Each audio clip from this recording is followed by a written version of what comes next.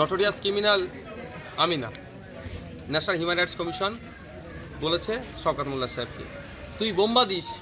এটা আমাকে উদ্দেশ্য করে বলেনি, মমতা ব্যানার্জি বলেছে শওকত মোল্লা সাহেব।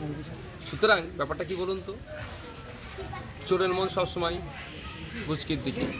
একটা গল্প আছে, গভীর রাতে একটা চোরও বেরিয়েছে, একজন ধার্মিকও ধর্মকর্ম করতে বেরিয়েছে। চোরটা ভাবছে আমার থেকে বড় চোর আগে বেরিয়েছে, আর ধার্মিকটা তার যেটা ভালো ধারণা যে আমার থেকে আগে বেরিয়েছে, ধর্মের কাজ করতে উঠেছে, সেই ব্যাপার। ওনাকে উনি সার্টিফাইড নটোরিয়াস ক্রিমিনাল, তো ওনার নজরে আমি তো এটা হওয়াটা স্বাভাবিক।